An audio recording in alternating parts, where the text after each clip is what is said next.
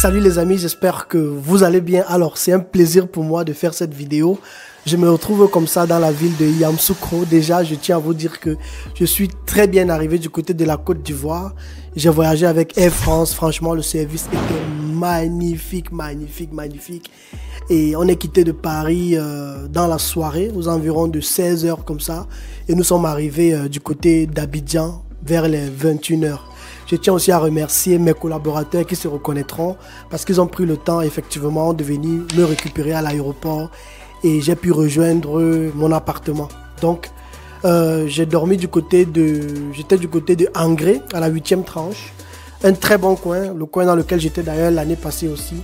Et franchement, le séjour se passe plutôt bien. Et nous avons pris la route pour Yamoussoukro peut-être 1 ou 2 jours plus tard parce que il me fallait régler quelques trucs administratifs du côté d'Abidjan. Mais mon but, en fait, l'objectif pour lequel je suis ici, c'est de pouvoir aller sur Yamoussoukro filmer certains biens immobiliers, certains terrains et certains projets vraiment d'une très très grande envergure. Et j'aurai l'opportunité de vous partager cela dans les semaines à venir. Donc, quand je suis arrivé, comme d'habitude, première des choses, je dois d'abord me faire baptiser avec un bon attiqué, avec un bon poisson et bien sûr un peu d'aloko de côté. Franchement, les Ivoiriens, vous m'avez gagné avec avec le fait que dans tous vos repas, il y a toujours l'accompagnement d'attiqué. Donc, mais j'ai beaucoup aimé et j'aime beaucoup. Il y a de cela quelques jours aussi, j'ai mangé un très bon plat avec mon collaborateur ici qui m'a reçu. Donc, avec son épouse, ils m'ont amené dans un restaurant juste à côté de là où je vis. Franchement, le cadre était magnifique. Loin des choses qu'on a l'habitude de voir en Occident, un restaurant luxueux. C'était un cadre assez villageois, donc genre village avec des cases, des cabanes, avec des trucs artistiques. Je vous ferai passer des photos pendant que je fais cette vidéo. Et là, il y avait franchement un large choix de repas à prendre.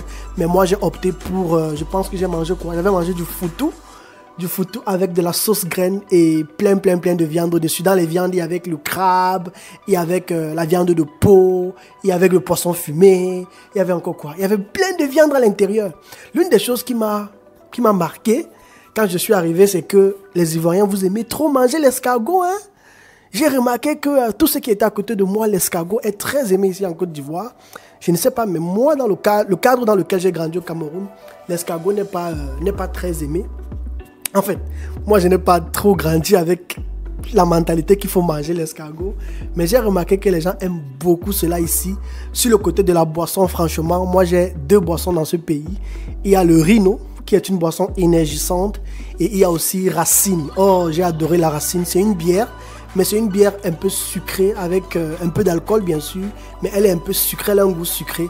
Et franchement, il y a des choses que, quand tu manges ici, quoi, tu n'as plus envie de rentrer. Franchement, le séjour est juste magnifique. Chaque fois que je viens en Côte d'Ivoire, moi je me sens comme à la maison. Hein. Je fais comme à la maison. Moi je fais comme à la maison. Et franchement, moi j'encourage à toutes les personnes qui ne sont pas encore venues du côté de la Côte d'Ivoire. Venez visiter surtout les Camerounais. Venez, vous allez vous rendre compte que il n'y a pas trop de différence avec le Cameroun en fait. Il n'y a pas trop de différence. Sur le plan culturel, c'est vrai que nous sommes 2 nations différentes. Mais franchement, tout Camerounais qui vient ici va se retrouver, quoi. Vous voyez? Et comme je l'ai toujours dit, je ne cesserai jamais de le dire, les Ivoiriens sont très accueillants. Très accueillants. La façon dont on m'accueille toujours ici, je n'ai plus envie de rentrer, mon frère. Je n'ai plus envie de rentrer. J'ai envie de rester, j'ai envie de m'installer. Mais malheureusement, comme je dis toujours, la liberté financière, l'entrepreneuriat, ça se construit. Il faut avoir un objectif dans la vie. Il faut avoir une vision. Il faut savoir là où tu vas. Je ne peux pas juste porter mes bagages et je rentre comme ça. Par contre, je peux préparer mon retour. Je peux venir régulièrement. Je prépare des projets. Et c'est ce que j'aimerais faire dans cette chaîne. Vous partagez ce que je vis. Vous partagez mes challenges. Vous partagez ce dans quoi j'entreprends. Pour que je ne sois pas un vendeur de rêves. Et moi, je suis contre ces personnes-là qui vous disent du jour au lendemain, rentrez investir, rentrez investir. Alors que ces personnes-là étaient en Occident peut-être, mais elles ont pris le temps de se préparer, elles n'ont pas construit leur richesse en un jour. Vous voyez? Donc moi, c'est ce que j'essaye de faire. J'essaye de suivre le chemin normal. Je ne veux pas mettre mes mains dans des choses compliquées. Donc ce que je fais, c'est que je viens, je cherche des opportunités, je cherche des collaborations et j'essaye de monter des projets avec soit des Ivoiriens sur place ou bien d'autres étrangers sur place. Et voilà comment on essaye de s'associer pour travailler ensemble. Franchement, moi, j'encourage toute personne venant d'un autre pays, que ce soit le Cameroun, en dehors du pays dans lequel je viens. Franchement, les Ivoiriens sont très ouverts. Ils sont ouverts aux nouvelles technologies. Ils sont ouverts à l'innovation. Ça, c'est quelque chose qui m'a beaucoup marqué. Et franchement, je ne sais pas si c'est ma part de bénédiction, mais j'ai été vraiment entouré jusqu'à aujourd'hui de très bons collaborateurs. J'ai de très bons collaborateurs que je n'échangerai pour rien au monde. Naturellement, nul n'est parfait. Mais ceux avec qui j'ai travaillé jusqu'à présent, franchement, je suis hyper satisfait. Et là, on a un lourd projet qu'on est en train de préparer pour vous dans plusieurs domaines, dans le domaine agricole, mais à côté du domaine agricole, surtout dans le domaine aussi de l'immobilier, les amis, de l'immobilier, parce que pour moi, il y a beaucoup d'opportunités dans le secteur de l'immobilier en Côte d'Ivoire et je préfère vous garder encore les surprises pour les mois et les mois à venir. Franchement, c'est juste magique.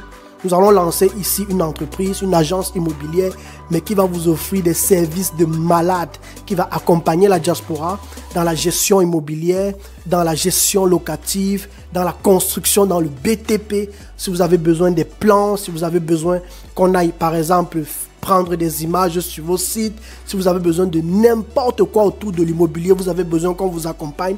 Donc là, nous sommes en train de monter une équipe et moi, j'ai beaucoup appris de cette expérience, notamment que nous devons maximiser nos efforts sur le fait de travailler ensemble. Ça, c'est une erreur par laquelle je suis passé très longtemps.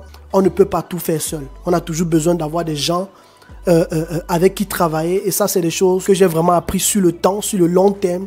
Il y a beaucoup de choses, en fait, que je me suis rendu compte que si je devais les continuer seul, certes, je devais avoir du succès, mais ça devait me prendre énormément de temps. Si tu veux aller plus vite, apprends à collaborer. Apprenons à collaborer, les amis. Surtout les entrepreneurs africains.